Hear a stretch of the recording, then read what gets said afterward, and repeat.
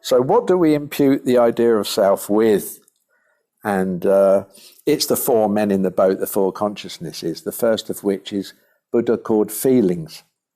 And it doesn't mean feelings like the normal Western word, you've hurt my feelings, really. Feelings in the Dharma means the happy sensation that you feel when you enjoy something. So, for example, you have a nice ice cream. Do they make ice creams that taste horrible, like joke ice creams? That would be a good one. I think they did in the old days when I was young. They used to make a joke ice, or sour sweets, or you used to be able to go to the joke shop and get horrible. They looked delicious, but when you put them in, like, you'd have vomit taste or whatever, This is this very good Buddha Dharma analogy. So, when you have a lovely ice cream, what do they call it? Gelato. Yes, nice ice cream. All right. So you taste that. It's feelings. Buddha's explanation of feelings, what he meant by feelings in the five skandhas, name and form, isn't the nice taste, but it's the happiness, the kind of sense of joy that you get from a nice taste. It's quite subtle. All of these at this stage of the 12 interdependent links is quite subtle, but it's in the womb. The interesting thing is this is developing. And it relates to the sense of joy. You'll have to check this. It's called mindfulness, not the corporate one they use nowadays. Proper Buddhist mindfulness is where you know what is going on in the mind, and also you know the root cause of why you're experiencing that in the mind. That's correct mindfulness. We'll go into that on another talk in the future. Real mindfulness. It has two components, alertness and awareness. But anyway, back to the ice cream. When you eat the ice cream, you'll find that you have this subtle sense of enjoyment if it tastes nice. But if it's the vomit ice cream, the joke ice cream, then you have a completely different feeling. Again, we're not talking about the sensation of the taste. We're not talking about the actual taste, but we're talking about the disgruntledness, the objectionable, disagreeable feeling that you get when you realize it doesn't taste nice. Now, why have I just spent so much time talking about this when it seems so insignificant? It's not insignificant at all. It's the most important thing. And why is it the most important thing? It's because it's this little subtle decision that we made, or no, not decision. Anyway, this experience that we have of happiness or unhappiness about the result of a sensation that causes all the attachment, if it's nice, if it's a good feeling, hence why it's called feelings, or all the aversion in the world, which is caused by the bad feeling, the dissatisfaction or the disappointment of the vomit ice cream, causes what we call aversion in the mind. And this is in the center of the wheel. The snake is aversion, hatred, aggression, anger. The pigeon is desire, attachment, happy, pleasure. Oh, I liked that. I want to do it again. Must do it again. Must do more. Must keep it going. That is the delusion of attachment. And it will always end. It's as with everything in the universe, apart from the nature of mind, it's impermanent. And so you'll always eventually be disappointed. Even if you have the 10,000 square mile estate with the servants, like I say, the country house and all the cars and everything, as much gold as you can eat.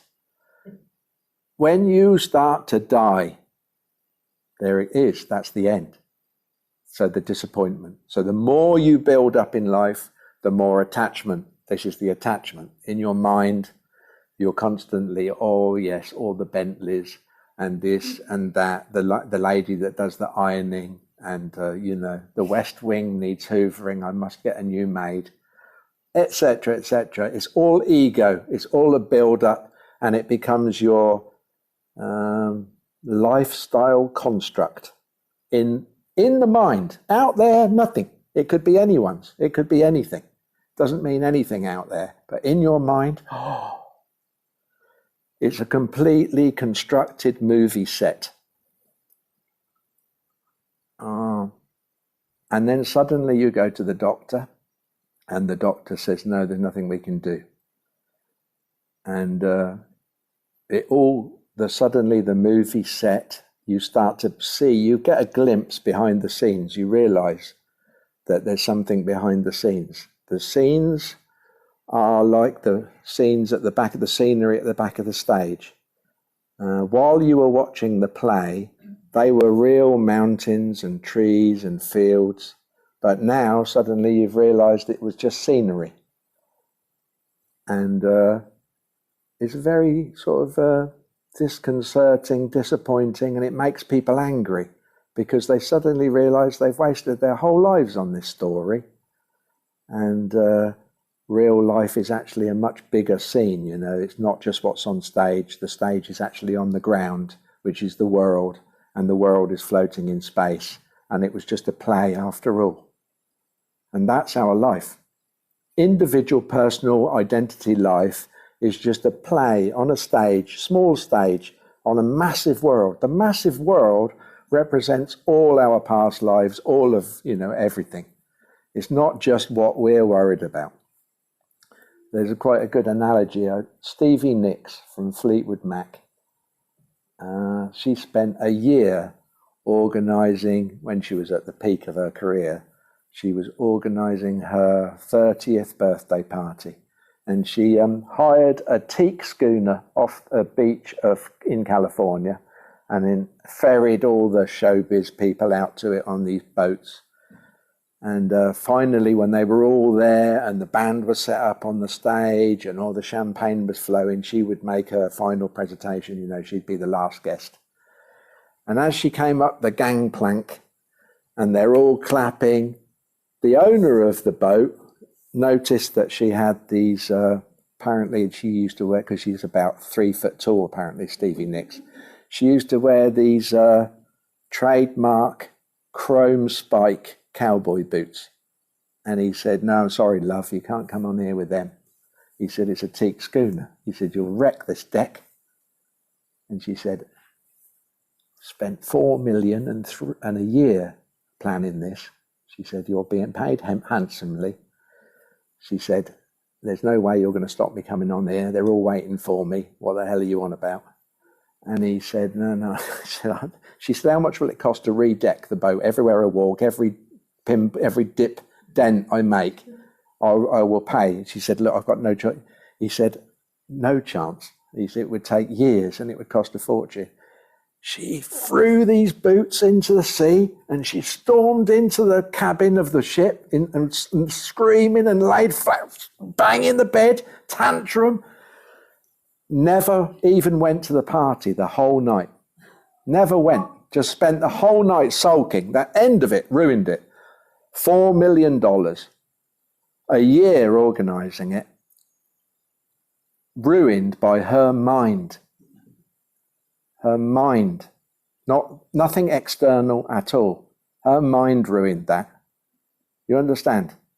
That's the power of the mind. Your life, your view is completely dependent on how positive, how loving, how fair, how equal, how much you understand the equanimity, the equalness. You know, they're always on about equality, you know, and non-discrimination.